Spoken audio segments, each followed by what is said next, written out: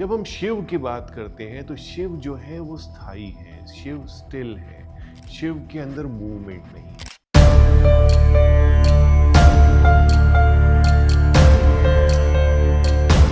नमः शिवाय।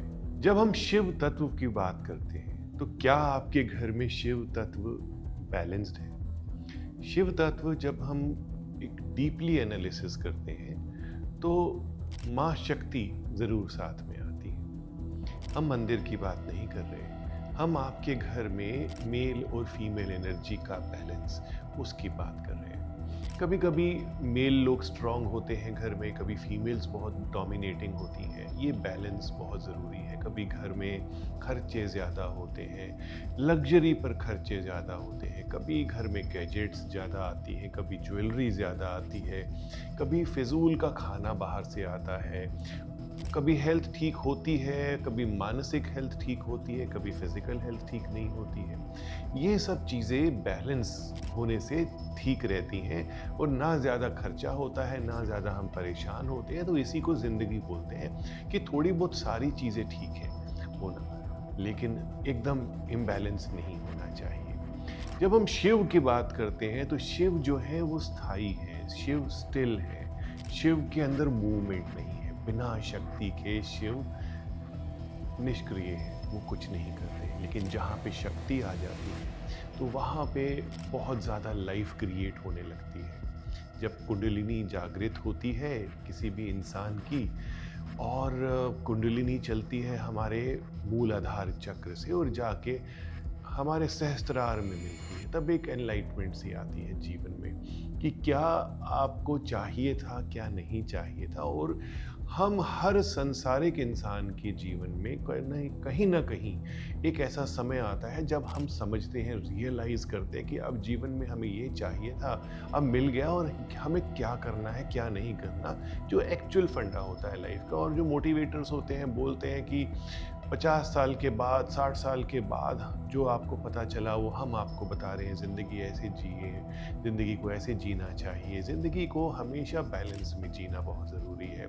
घर में थोड़ा बहुत हो हल्ला, शांति, दोनों चीज़ों का बैलेंस बहुत ज़रूरी है। बच्चों का खिलखिलाना, हंसना, शोर मचाना, ये बहुत ज़रूरी है। कई जगह पर बच्चों को डांट के चुप करा दिया जाता है कि घर में शोर हो रहा है मत करो। घर में म्यूज़िक चलाना बहुत ज़रूरी है, नहीं तो क्रिएटिविटी नहीं आएगी। तो ये सब जो चीज़ें हैं ये बैलेंस से आएंगी। तो नॉर्थ ईस्ट में बैलेंस क्रिएट कीजिए शिव और शक्ति का। जब हम जल की बात करते हैं, जल स्थिर है तो एकदम शिव अपने आप में बहुत काम और पीसफुल एनर्जीज देते हैं। जल अगर चल रहा है, मूवमेंट है, जब आप एक छोटा सा फाउंटेन लगाते हैं घर के अंदर तो एक कलकल की आवाज़ आती है, पानी गिरने की आवाज़ आती है, वो बहुत अच्छी बात है। तो इससे हम शिव और शक्ति को बैलेंस करते हैं, शिव तत्व बैलेंस हो जाता है। नॉर्थ वेस्ट में अगर आप कुछ म्यूज़िक चलाते हैं तो शिव और शक्ति का जो बैलेंस है वो क्रिएट हो जाता है। नॉर्थ वेस्ट में अगर हम कोई सितार की फ़ोटो या एक कुछ म्यूज़िकल इंस्ट्रूमेंट रख देते हैं तो सिर्फ भगवान शिव स्थायी रूप से वहाँ पर विराजमान है। क्योंकि किसी भी फिगर में, किसी भी चीज़ में हम भगवान शिव को देखते हैं।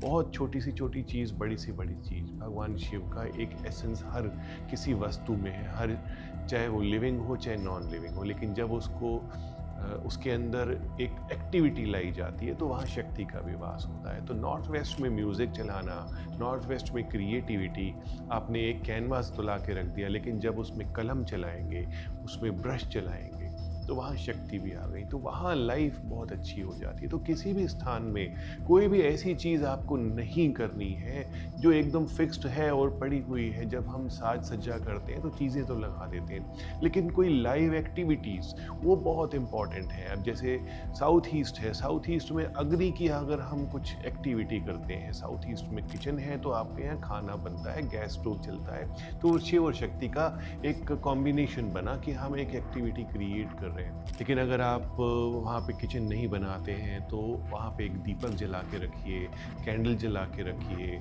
सिर्फ एक लाल रंग का बल्ब जला देने से नहीं काम होगा, एक एक्टिविटी सिस्टम होना चाहिए। तो ये चीज़ों को आप ध्यान दीजिए कि आपके घर में कुछ निष्क्रिय चीज़ें तो नहीं हैं जो आपके घर का बैलेंस बिगाड़ रही हैं।